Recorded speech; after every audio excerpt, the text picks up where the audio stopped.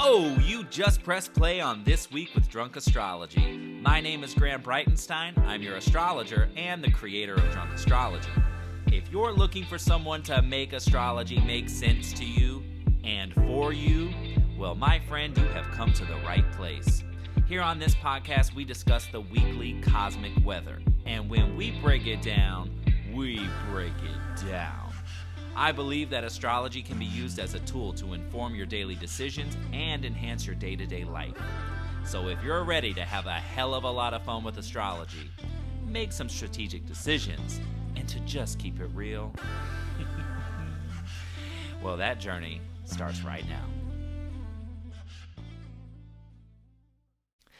Every little thing I do never seems enough for you. You don't want to lose it again, but I'm not like them. Maybe when you finally get to love somebody, guess what? It's gonna be May. It's gonna be May. It's gonna be May. This week, folks, it's gonna be May. Every year I look forward to this moment because NSYNC throwbacks are one of my favorites, and baby, the fact that we start May 1st on a Monday and this podcast comes out the Sunday before, there's nothing better. This is my favorite moment. You have no idea. But it's true. Welcome to the start of the 5th month of the year. We are rocking and rolling. How fast did the first part of this year go by? Because for me, it went by. It's just going by really fast. There's a lot happening. There is a lot happening this week. We just have one of those rockin' and rollin', turbulent, kind of, hold on, buckle up, ensure put your safety mask on first before helping someone else. It's just that kind of week. I mean, every single day has something that I want to prepare you for or just kind of give you the heads up. Of course, those of you that are subscribed to A Daily Dose of Stars, there's lots of things for us to unpack. We have the Lunar Eclipse this week. We've got Pluto stationing retrograde this week. We've got the Sun coming up to meet Mercury retrograde. We've got planets and asteroids that are moving signs and stationing themselves. We've got Venus entering a new sign. Do you hear all of this? When we have just one of these things, let's just highlight Pluto retrograde. When Pluto stations, we got to give him 5 days before and 5 days after. So even just having that in a week is enough to say, okay, things are going to be a little bumpy. Things are going to be real bumpy this week. So you kind of have to just know going in that flexibility is key this week because even the moons are making those annoying AF quincunxes a lot this week. And so that just tells me that we're going to be ducking and dodging and changing and kind of getting annoyed, or the people around us going to be hyper annoyed. And we just have to, because we are tuned in and tapped in, we have to be the ones that are vigilant in our flexibility and our perspective. Because it's eclipses and because they're volatile and because people around us are running, well, and ourselves included, we're running hyper-sensitive, hyper-volatile, just things. We can just go from 0 to 1,000 really fast at the drop of a text message or one unexpected phone call. It can all just send us on a completely different, our focus can just get shaken up and shifted just that easily. And so because we have that kind of a week, we just have to accept it and we just have to work with it. We got to do the best with what we got to use Mariah Carey "Drunk in the Club" as a metaphor for this whole week. I'm doing the best with what I got. If you haven't seen that, I don't even know what to tell you to search, but that's the mood this week. I'm just doing the best with what I got. Yeah, I'm trying to think, like, I'm just looking at everything like, so where do I want to start? The simplest thing, let's just go simple to more in depth, more potent, I guess. Mercury retrograde is, of course, going on as we roll into the new month. Mercury retrograde is going strong for the next 2 weeks and until the 14th of May, when it'll station to go forward again. So again, this is not the ideal time to sign agreements, make deals, contracts, make plans, etc. Not make plans like just plans in general, but big plans, big professional things. And if so, you just want to be very thorough in the process of making something an official thing, whether it's a signed deal, signed agreement, or whatever. You just want to be able to, like, give all the fine print that once, twice, thrice look over to make sure that everything, and maybe an extra couple set of eyes, okay? And that goes with at the top of the week, okay? Because we do have the Sun conjunct Mercury retrograde. Whenever the Sun and Mercury meet, everybody thinks they're right. So you got to avoid self-righteousness yourself, but you also have to be prepared that someone is going to be on one. Whether it's you, whether it's someone around you, and you're having to, like, hear it from somebody else. When the Sun meets up with Mercury, and when it's retrograde, it's like, oh, you're self-righteous, but you don't even have all the facts. You don't even have all the information, but you want to come at me, or someone comes and tells you a story of, like, their own experience of it. They don't really know what they're talking about. And, it's happening in Taurus, and Taurus can be so darn stubborn. And it's just more like, well, I'm angry because I want to be angry. And that's it, right? There is no back down to this energy. So, and Monday is especially rockin' and rollin' because it's also the day that Pluto, newly in Aquarius as of March 23rd, stations retrograde. So we start this month with it's rocking. It's rocking. You want to talk about bumpy? You want to talk about roller coaster ride? Add this on top of an eclipse this week. We're flexible. Please be flexible. That's all I got to say. And be willing to hear what you're hearing. Right? This is a week where taking mental notes is going to be very advantageous. This isn't a week where you see something and then can unsee it, right? So I want you to be very hyper-focused, hyper-vigilant about trusting all that you discover this week.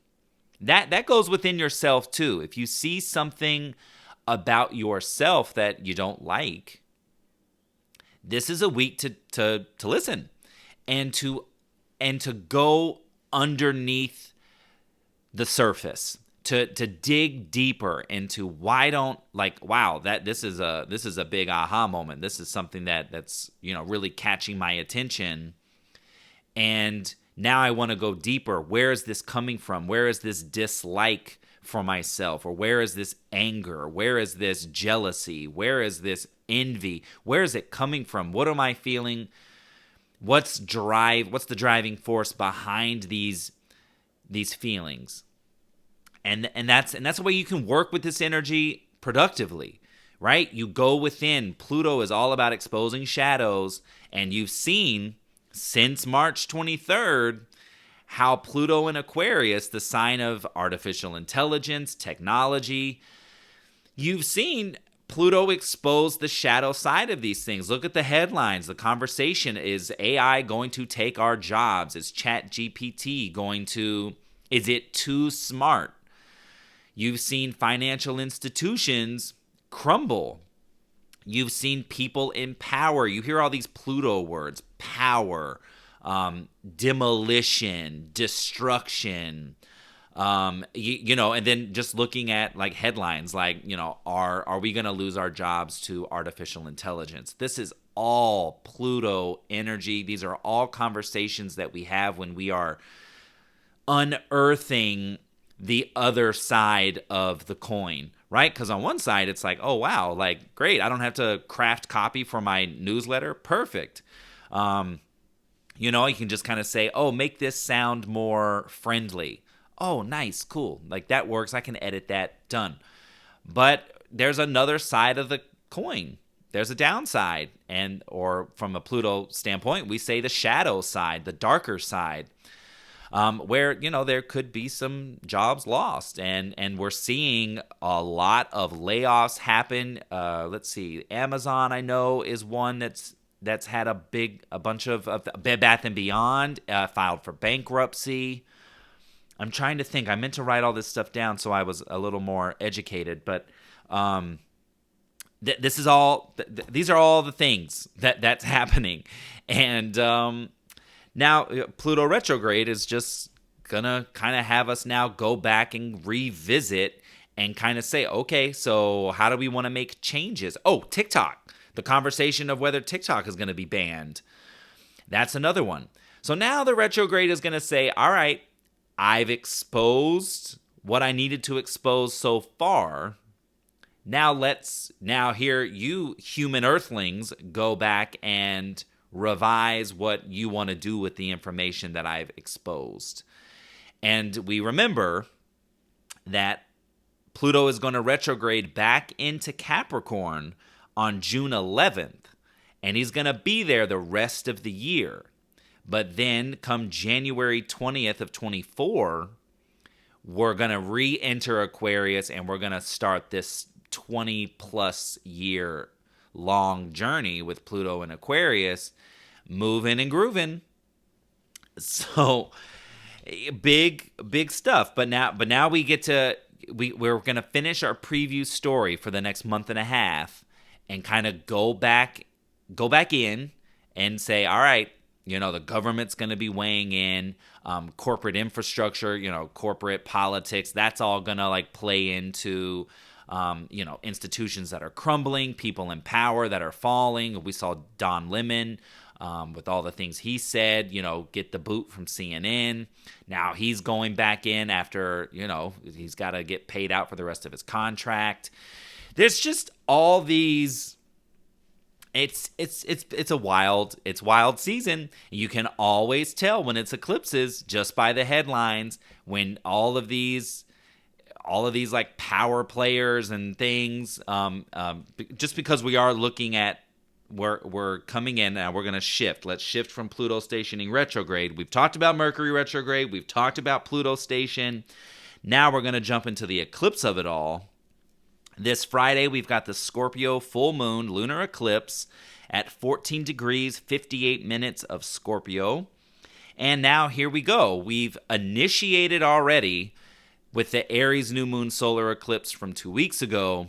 We've initiated the next year and a half story, right? This is chapter 1 of the Aries Libra story, but we are now in chapter 4 of the Taurus Scorpio story that we've been working on since November, December of 2021. And then we know that was chapter 1. So you go back then and kind of say, all right, what happened? Where was I? Did I have an epiphany? Did I have an aha moment? Was there an event? Was there a turning point? What happened during November, December 2021 as chapter 1 of that story began? Then you jump to April, May of last year. Chapter 2, there's another turning point. Was there an event? Was there an opportunity? Was there another epiphany? Or just kind of like, did you get the rug pulled out from under your feet? What happened? Jump to November, December of 2022, last year. Now we've got chapter 3. What's up? Where are you now? What's the update? How has the story evolved and changed? Now, here in April, May of this year, eclipse season, we're in knee deep in it now. What's going on now? How has this story evolved? Was there an event? Has there been an event so far? We've been in eclipses for about a month. Let me make sure I'm not lying to you. I'm going to flip back my pages. Hold on. Since April 5th, 1, 2, 3. Yeah, just about as of this month. We will have been in eclipses for a month, and then we know that we're going to end eclipse season on the 19th with the Taurus new moon. Hello, thank you, appreciate you. Get us out of here. But now, we're in chapter 4 of this story, and likely you are more evolved in this story. We've got one more chapter come October, November this year, where we'll be wrapping up Taurus, Scorpio, and we will be in chapter 2 of the Aries, Libra. And, the beginnings are always messy, or they can be. We don't always know what we're doing in the beginning. We're kind of falling. We're kind of going this route, that way. Okay, we're a little discombobulated, disoriented this week. Don't be surprised if you're discombobulated and disoriented a bit. Just do the best with what you got.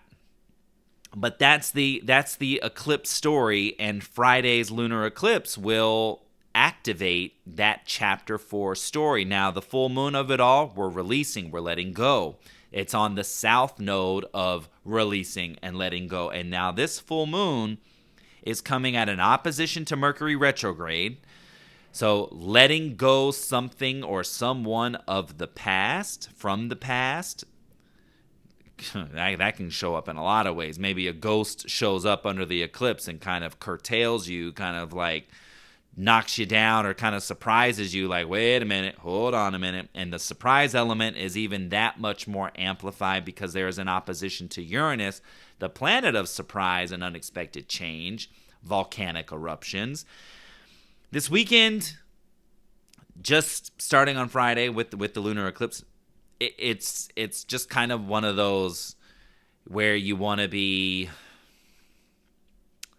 I guess, like emotionally prepared. You want to be emotionally prepared. And listen, this is a general read. So some of you might be out there just like, hey, like I'm actually all right. Like, but someone around you, it's a friend, it's a family member that kind of needs you to be a support system. This is happening for everybody, but it's going to show up in everyone's lives, and it might have already shown itself because eclipses are anything goes this whole time.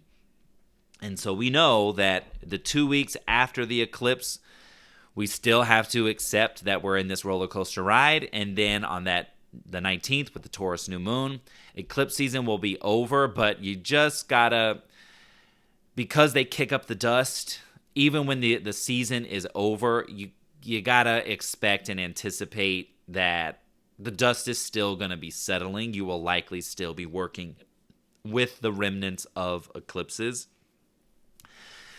So you just kind of have to go, okay, that's what it is. And I'm going to just move into acceptance so that I can have a bit of an easier time. This is wild stuff. And then we have our asteroids up there making a lot of changes. So Wednesday, Pallas Athena, the goddess of strategy, she's going to leave Cancer and she's going to enter Leo. So now it's time for a little bit of fun in the sky. Aren't we all ready for that? So starting to make summer plans is definitely in the sky with Pallas Athena entering Leo, the sign of theater, drama, fun, romance, creativity, fun in the sun. Okay, so time to start making those plans. Take your time because Mercury is retrograde, so don't make a decision just yet, but time to make your plans. And I'm going to have something to announce pretty soon, mid-month. I'm going to wait for Mercury to get out of his retrograde. But I'm going to have something fun in the sun for all of my folks very soon. And I would love as many people. If you're LA local, would definitely love to see you. If you're not LA local, it's something that I think you're going to want to be a part of. And if you are someone who can travel and come in, I have something fun for you. It's just a chance for us all. Those of you that have been really on me hard for the last few years to have a retreat. Step one is taking place. Then on the same day, Wednesday, Juno, the comet of, or the asteroid of marriage and partnerships, is leaving Taurus and entering Gemini. So then, intellect is the way to go. You're going to be talking way more. You're going to want somebody in partnership that's just able to have like a relatively intelligent conversation, that knows something that you don't. Stimulating the mind. Sapiosexuals are going to be stepping into the forefront of relationships and partnerships. It's what's in the mind that's going to be the turn on. It is answering to Mercury retrograde for the first couple of weeks, so don't be surprised if you really kind of start doubling down on the people from your past showing back up. Very much getting in there. The more planets are entering Virgo or Gemini, that's just the name of the game. But in this case, it's Gemini, but we're still looking at Mercury retrograde. Then we have Ceres, which is our love, our self-care, nurturing. It's just that type of God, I'm losing my words. I think my coffee is picking up my speed. My brain and my mouth aren't on the same pace. So my brain is buzzing, but my mouth is like, ah. Ceres is is how we take care of ourselves and how we nurture ourselves. She's been retrograde in the sign of Virgo, answering to Mercury retrograde. Hello. So if you're like health plans and your wellness things, and if you're anything like me, it's been like 2 weeks of like falling off the bandwagon with workout programs and things that I was on. I was damn near done with a program, and then just in my last week, totally just like I don't have time. I can't do it. I'm exhausted. I'm all the things, falling off the bandwagon. If you're someone that's in the same boat, Ceres retrograde in Virgo plus Mercury retrograde the last couple of weeks, likely we can get on the other side of that with Ceres stationing direct again on Friday, same day of the eclipse. You hear all this movement, you hear all this action, but that will turn us around. So that's a nice change. And then at the end of the week, on Sunday the 7th, we have Venus, love goddess, entering Cancer. So she gets out of flirty, chatty Gemini, and now she's been, real just kind of light and fluffy in Gemini, kind of like, oh, yeah, okay, sure, yeah, ooh, you're sexy, like, you're cool, all right, yeah, cool. But kind of like non-committal. Venus in Gemini is very non-committal. When she enters Cancer on Sunday, she gets way more like, okay, now I want to get deeper. I want you to appeal to my heart now. I want you to make me feel warm and fuzzy on the inside. And if you don't, I might kind of curb you. Venus in Cancer, she's answering to the moon. So now every 2.5 days, your ability and willingness to relate to someone, connect with someone is going to change. And that's okay. But it just does make us a little more emotionally volatile. And when we're dealing with everything else that I've talked about this week, why not? Let's add just a little bit more of emotional volatility, why don't we? So that's the overview of the whole week. Now, newsboard items, something fun here. We got some daily dosers to welcome to the tribe. We've got Tessie. And we've got Lenny, who is an LA local. So Lenny, welcome. Tessie, welcome. I did not write your all's last names down because my ruling planet is retrograde. So cool. And those of you that aren't familiar or just Well, whatever. Daily Dose of Stars is the daily podcast that is subscription-based, and we talk about all things. They're little 2 to 5 minute episodes every single day. They upload straight to the podcast platform, and they give you the insight into each and every day, what the aspects are, how to work with them, when fate and destiny are on your side. We're talking about the nodes of fate.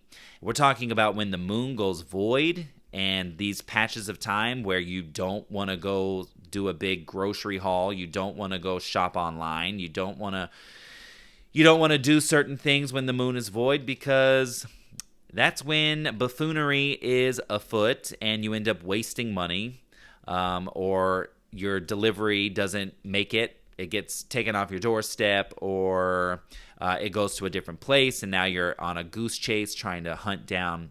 There's just so many things, especially when we're in a retrograde like we are now. The daily doses really just say, like, hey, like, these are great things to do. These are things I would avoid. And these are things to anticipate as you move throughout the day, so you don't get like hoodwinked as you go on your day. Like, wait a minute, where is this coming from?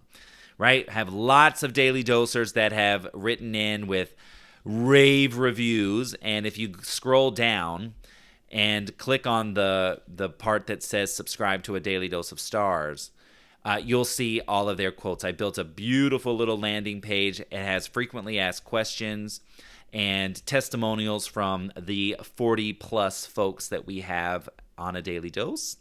And I hope you'll join us. And Tessie and Lenny, I'm so happy that you joined. Okay, now let's go through the moons really fast and get you going.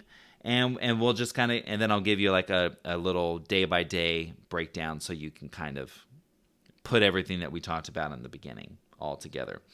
As we start Monday, the 1st of May, your rent's due, your mortgage is due, yay, fun.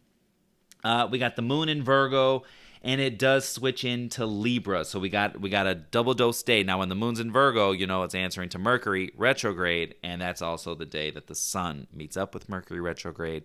So don't be surprised if Monday is dicey, okay? And things aren't necessarily going to plan.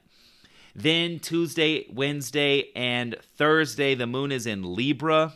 On Thursday, it does switch into Scorpio as we prepare for the eclipse. So Thursday, we have that Libra-Scorpio split. Friday, we've got Scorpio. Saturday, we've got Scorpio.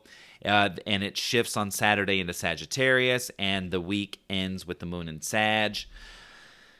So as we just kind of think, we've got Virgo, Libra, Scorpio, and then Sag. So, we're working, we're partnering, we're going deep with that Scorpio lunar eclipse. And then Sag moon at the very end of the week is like, okay, fun. I need to have some fun. I need to decompress. I need to go to brunch. I need to get a drink with an umbrella in it. And peace out, bitches. I am out of here. I'm gone. Take me to another state of mind, please. Thank you. Now, planetary-wise, Monday, Pluto stations retrograde at 10:09 a.m. Sun meets up with Mercury retrograde at 4:28 p.m. Watch out for being self-righteous.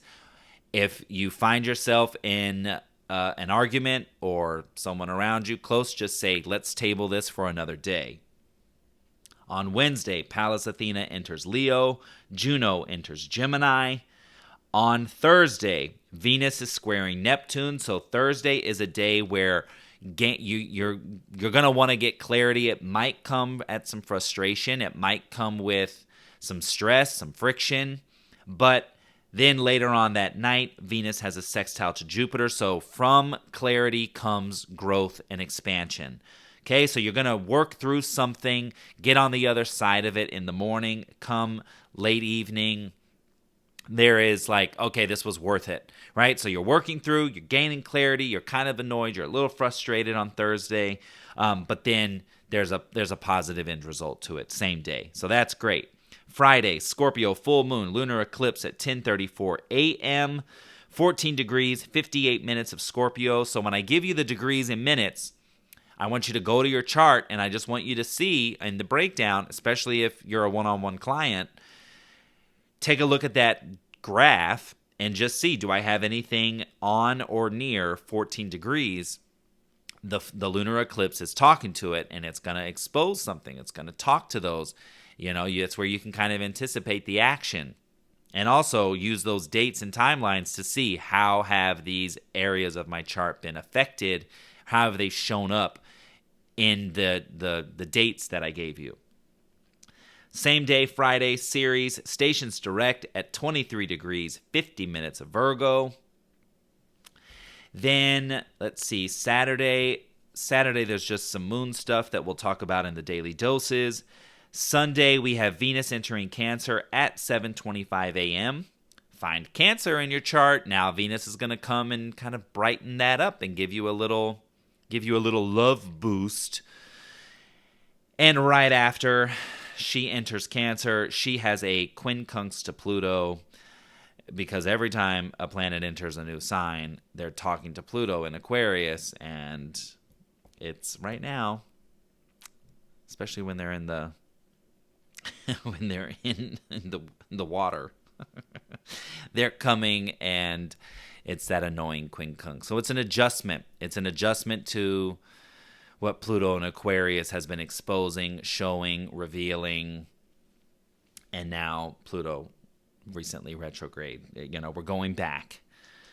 So here we go. Lots happening this week.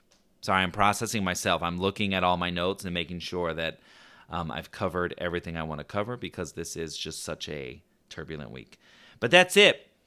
If you want your monthly horoscopes in your inbox, make sure you scroll up on the episode page and you get your Cosmic News Train. You just open that link and put your email in, and you'll get monthly horoscopes, weekly horoscopes for free directly in your inbox. And that's the way to go, especially with the kind of month that this is set up to be. All right, I hope you have a wonderful start to May. Remember, flexibility is your way through. All right, I will talk to you next week. Have a phenomenal week, and I'll see you all through Instagram. Talk to you soon. Bye. This is Graham Breitenstein, and you've been listening to This Week with Drunk Astrology. If you want to follow Drunk Astrology, head to Instagram, Facebook, Twitter, and hit that follow button. And if you want to learn how to put astrology in motion for you, head to drunkastro.com and get on the insider list. If you haven't already, subscribe, rate, and review this podcast on Apple, Spotify, and Google platforms. Tune in next week for yet another opportunity to work in sync with the stars. Thanks for listening, and I'll see you soon.